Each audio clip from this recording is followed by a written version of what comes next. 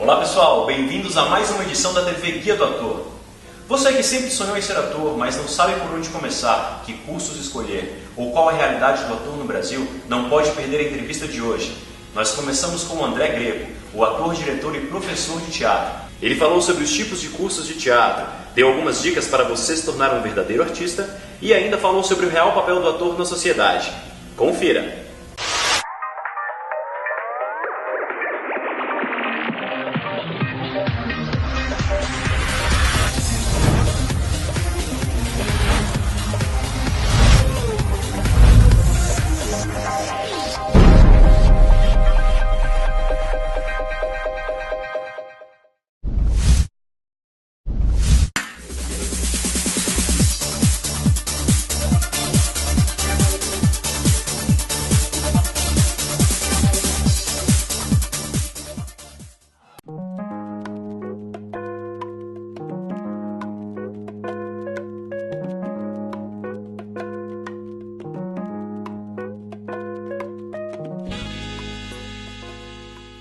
Uma questão que aparece sempre na escola de teatro, e isso é em qualquer escola de teatro, é exatamente o porquê o aluno procura uma escola de teatro.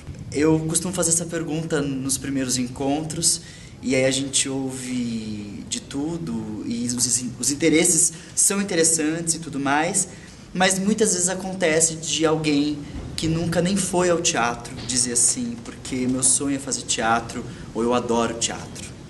Aí a primeira pergunta que você faz é assim, adora o que no teatro? Né? O que você quer? O que você espera do teatro? E aí existe, é claro, uma questão que é a questão da televisão, da fama, de uma ilusão que tem em torno do que é o mundo do ator, né? E às vezes as pessoas estão falando e procurando uma escola e começando a cursar a escola sem saber o que é exatamente isso, né? Então eu costumo dizer justamente que a primeira função de um professor num curso profissionalizante de teatro é desiludir o aluno, para ele começar a entender o que é o ofício, o dia a dia, o cotidiano e a real função do ator, pôr os pés no chão para ele chegar onde ele quiser. Porque essa é a única maneira real da pessoa trilhar um caminho na profissão de ator, seja no teatro, no cinema ou mesmo na televisão, que seja para chegar um outro objetivo, como a fama ou qualquer outra coisa, entende? Eu acho que essa procura, ela equivocada, ela é uma das primeiras coisas que a gente tem que se preocupar, porque também isso forma também uma série uma demanda muito grande de escolas trabalhando com a ilusão das pessoas, entendeu? A gente tem uma geração que é uma geração da televisão, que é uma geração riquíssima de grandes atores, sim. Só que o que a gente tem que entender é que essa geração, ela foi feita na televisão. Era o lugar de trabalho delas. A televisão era só mais um meio. E tudo que ela oferece, que eu acho que as pessoas vêm de fora e fazem disso o seu sonho, o seu desejo, é um pouco a cauda, né? O rabo do que é o trabalho. Entende? Então quando a gente vai só no rabo, só nas consequências do que o trabalho dá, a gente está entrando numa furada. Porque é aquela história, vai aparecer lá, vai conseguir uma coisa ou outra e não vai ficar. Não vai viver disso, né? Quantos e quantos a gente não viu, isso seja de que geração for, da minha turma, da faculdade ou dos alunos e tal, quem fica e quem não fica, né? E saber que o trabalho no teatro é muito difícil, é duro, é árduo, ele não tem tempo, digo, de você terminar, ir para casa e desligar. Isso não existe, né? Porque nós somos autônomos, a gente produz os nossos próprios trabalhos, se quisermos trabalhar no Brasil. Então não existe férias, ator nunca está de férias, o máximo que ele consegue estar é desempregado, né? Que assim, já está vendo o que vai fazer em seguida. Eu costumo dizer que o ator é aquele que brinca de ser o outro. Eu acho que o maior prazer da profissão é a gente trabalhar diretamente com os outros. Então somos pessoas que gostamos sim do coletivo, gostamos de andar em bando, de andar junto, de conhecer as pessoas. Há um interesse muito grande no outro, porque ele é o nosso maior material de trabalho, é o ser humano, assim. Eu acho que para você começar a perceber se você quer mesmo ser ator e responder essa pergunta, que tem que ser uma pergunta que a gente responde muito profundamente, assim, eu gosto do outro, o outro me interessa, né? O Zé Celso Martinez Corrêa, diretor de Teatro Oficina, ele diz assim: só me interessa aquilo que não é meu, né? É uma brincadeira com a questão da antropofagia, da Semana de 22, do Oswald de Andrade, dos modernistas todos, que é justamente isso de você se apropriar do outro, porque ele é o seu material de trabalho.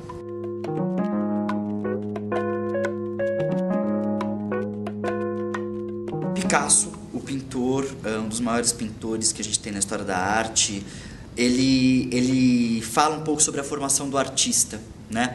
O Picasso é um cara que estava muito à frente do seu tempo, era um cara que via o mundo de uma outra maneira, né? Que às vezes a gente sabe disso, os maiores artistas são tidos como loucos, porque ainda não são compreendidos no seu tempo. Aí, abrindo a questão do ator para a questão do artista como um todo, eu acho que ele define a formação do artista em 4 passos fundamentais. O primeiro passo é ser artista. E o ser não necessariamente tem a ver com a noção de talento. Se você for ver no dicionário, vou dizer uma coisa polêmica aqui, mas não que eu desacredite na questão do talento, aqueles que têm vocação, inclusive, né, que tem mais facilidade e tal, mas se você for ver no dicionário, o talento, ele é uma habilidade para qualquer coisa. Então, ninguém nasce com habilidade para tocar violão. Você não sai tocando violão. Você tem que ir lá estudar e aprender a tocar o violão, né?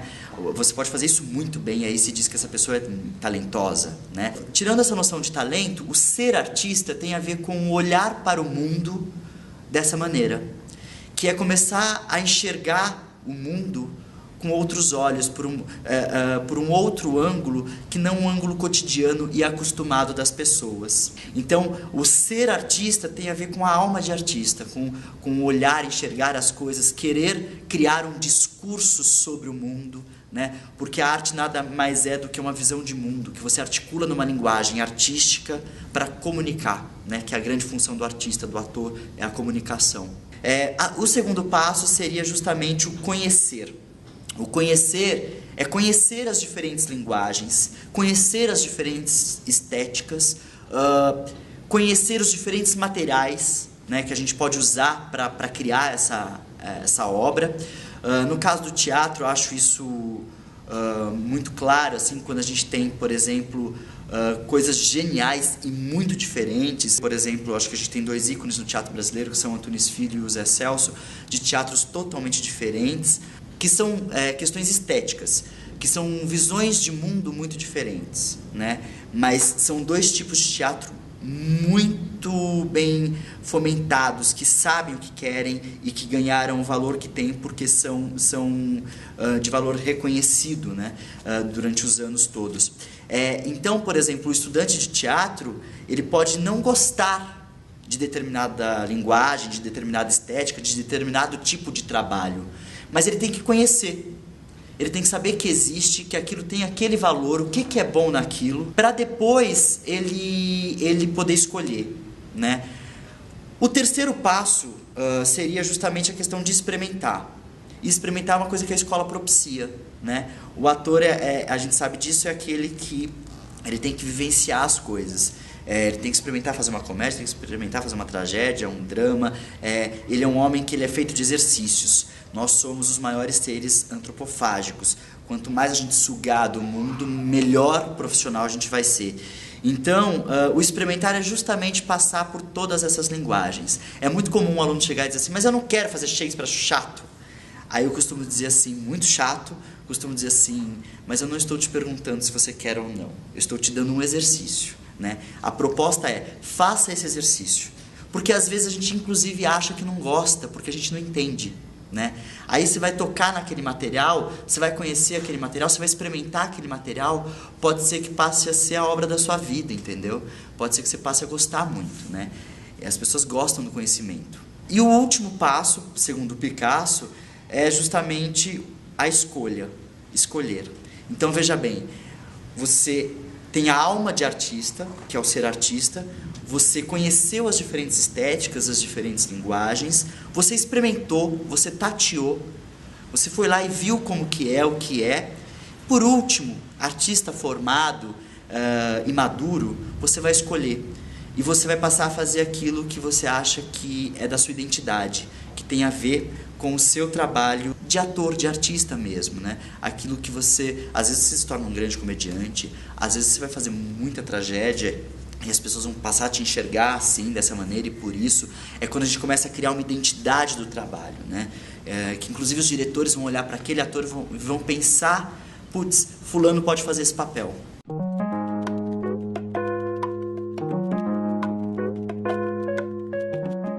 A principal função para um curso técnico profissionalizante, eu diria que é a instrumentalização do aluno. A partir do momento que você começa e entra num curso, é como se você fosse um diamante bruto, você lapidasse esse diamante. A função que o curso tem que ter é de instrumentalizar você. Os professores têm que te dar uma base boa para você conseguir discernir o caminho que você quer. Eu acho que muitas escolas já dão uma coisa mastigada, já dão o protótipo certo para a obtenção de um sucesso que para eles é garantido. Você acaba formando uma série de atores que parece que tem a mesma cabeça, a mesma ideologia, quando acho que cada um tem que buscar a sua ideologia, o seu caminho. Você tem que ter uma base legal, conhecer todas as vertentes para conseguir seguir o seu caminho. Bom, aqui é a sala de caracterização cênica. É a sala onde tem aula de maquiagem, figurino, da oficina de atores Newton Travesso. A oficina de atores Newton Travesso é a escola que eu trabalho há 8 anos. É uma das maiores escolas que tem em São Paulo de formação técnica de atores. É uma escola reconhecida pelo MEC, como todas as escolas de formação de atores que dão o DRT, que é o Registro Profissional de Ator, têm que ser reconhecidas e autorizadas pelo MEC. Eu gosto muito porque é uma escola muito séria e que eu vejo gente aí fora trabalhando, que se formou aqui com a gente. E existe uma questão que assim, a escola de atores, ela existe de diferentes maneiras, mas você tem o curso técnico, que é esse tipo de curso que nós temos aqui, que outras escolas também têm, que é um curso que se preocupa em dar os recursos necessários para o ator trabalhar na prática. Ela é uma formação mais rápida, então ela tem uma carga teórica e tem uma carga prática, mas ela é mais preocupada em instrumentalizar o ator para que ele possa trabalhar no mercado, né? Eu costumo dizer que é uma formação muito mais próxima do mercado de trabalho. Existe a formação acadêmica, que é importantíssima, da qual eu venho, inclusive, que é uma formação que tem um aprofundamento maior, porque os cursos vão de 4, 5, chegam até 6 anos de faculdade, e te dá o diploma de curso superior, né? Tudo é uma questão do que você está procurando. Às vezes as pessoas, como eu mesmo, eu comecei na escola técnica, fiz uma escola técnica que durou 3 anos, depois fui fazer o curso superior, que é o aprofundamento, entendeu? Só que aí você já está instrumentalizado para ir trabalhando enquanto você vai estudando também.